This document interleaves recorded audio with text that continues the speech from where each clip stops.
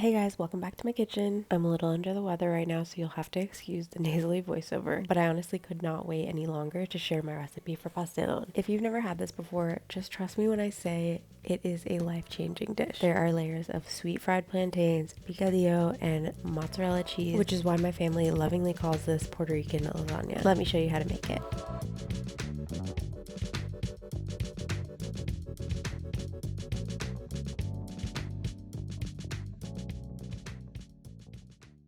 We're starting by making our picadillo, which is arguably the most important part of this dish. Just like in a lasagna, the meat sauce is such a crucial part in really infusing the entire dish with lots of flavor. The picadillo fills that same role here. So I'm starting with some onion and red bell pepper in the base of a frying pan with some oil and just sauteing that for a few minutes just to make sure those onions soften a little bit. And once they've softened and begin to turn translucent, you can go ahead and add in your ground beef. I like to use a super lean ground beef when I'm making picadillo, but it's really up to you. And then I'm also adding in my sofrito and my sazon and adobo seasoning. And we're just gonna break up that beef while it cooks. This step is important whenever making picadillo, but especially when making pastelón because you don't want any big chunks of meat in your end result. I keep telling myself I'm gonna buy one of those tools that's designed specifically for breaking up ground beef, but I just haven't gotten around to it yet. So the wooden spoon is doing all of the work here for me. So as far as sofrito goes, I typically use my homemade sofrito, but I was actually all out today, so I used a jar of Luisa's sofrito. I think it's their sofrito rojo. They sent me these jars and I have really enjoyed them. And then we're also adding in our tomato sauce and pimento olives at this stage. Of course, you can always skip the pimento olives, do raisins instead, or potatoes if you like here. But I do think the tomato sauce is really important in this recipe, just to kind of marry all of those flavors together. The acidity is really nice for cutting through the sweetness of the fried plantains. So once that's all mixed together, we're gonna cover this, lower the heat, and just cook for about 10 minutes until the ground beef is fully cooked through. At this stage, I like to taste it and just make sure all of the seasonings are on point. You can add more of anything that you think it needs. Give it a good stir, and then you can turn off the heat and just set this aside until we are ready to assemble our pastelon. The next step is to get our plantains ready to fry. You want to use ripe plantains, ripe sweet plantains here. So you'll look for the ones that are a deep color of yellow with some brown spots all over. They should be soft to the touch and easy to peel. So I like to just cut off the ends and then run my knife along the length of them before just pulling that peel off. If you've worked with plantains before, you know that the green ones are much harder to peel. So I always really enjoy just the ease and simplicity of peeling these ripe ones. It's kind of like peeling a banana, but not quite. And then we're just gonna slice these plantains into strips. You want to take your time and be patient here because the key is to get strips that have an even thickness throughout. This just ensures that they're all gonna fry evenly and that in our pastelón we'll have even layers of plantains. For each plantain, I can typically get anywhere from like 4 to 5 strips that are maybe about 1/4 of an inch in thickness. It really helps to have a sharp knife and, just like I mentioned before, a lot of patience at this stage because you want to just go slow. It's really easy to get them uneven if you're not going slow. And once I've cut a few strips, I like to flip the plantain over just so that the rounded end is facing up. Again, this is just another tip to help make slicing them a little bit easier.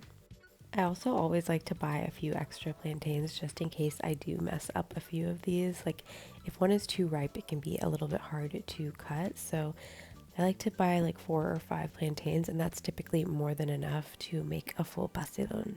And again, then if you have one that turns out to be too ripe, it's not like you're not going to have enough at the end. So once all of your plantains are sliced, you can go ahead and add your oil to a clean pan and heat the oil to 350 degrees Fahrenheit. This is like the ideal temperature to get your plantains to fry evenly throughout. I like to set up a station where I have my sliced plantains on my cutting board, my oil obviously on the stove, and then another plate with paper towel on it to transfer the fried plantains as they're coming out of the oil. And then once the oil has reached 350 degrees Fahrenheit, you can go ahead and fry your plantains. Depending on how large your frying pan is, you'll be able to fit 3 to 4 slices in. Just make sure you're not overcrowding the pan because that can bring the oil temperature down and can just make it a little bit more difficult to move these around. Even if your oil is pretty deep like mine, I do like to turn these over around the halfway point. Like after a few minutes, I'll flip them just to make sure that they are browning evenly on both sides. And I'll cook them typically for like I said, 1 to 2 minutes on each side before pulling them from the oil and transferring to my paper towel lined plate. And you'll just fry in batches until they are all done, and then we're ready to assemble our pastelon. I start by spraying my square baking dish with some nonstick spray, and then I'll add a thin layer of picadillo before adding a layer of my plantains. And then I have some beaten eggs that I like to brush on top of the fried plantains just to help them really set while they're baking in the oven. Then after the plantain layer, I go in with a generous layer of picadillo, and on top of the picadillo goes a layer of our shredded mozzarella cheese.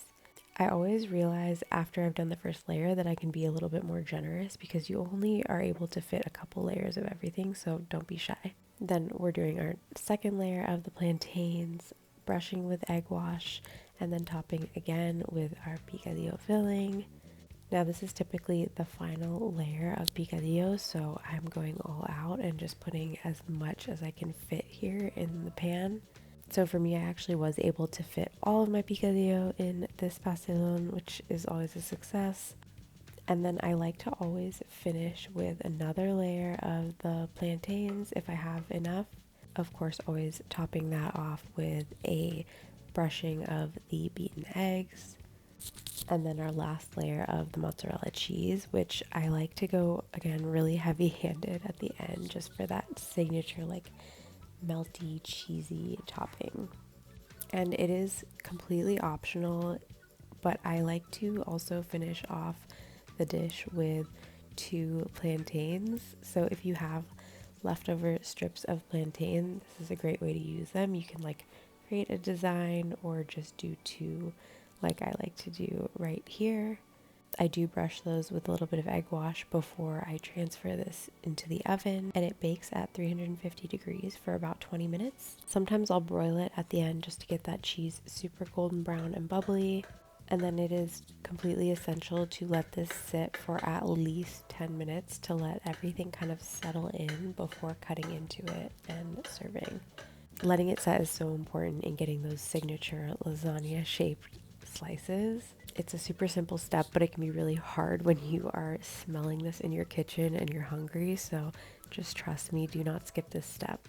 And then from there, you are ready to serve this and enjoy. When I tell you this is an out-of-body experience for me every single time I make it and eat it, it's just one of those dishes that you just can't get enough of. The sweet plantains and the savory cheese and picadillo, it's just next level. If you guys give it a try, please let me know in the comments what you think, and I will see you next time. Buen provecho.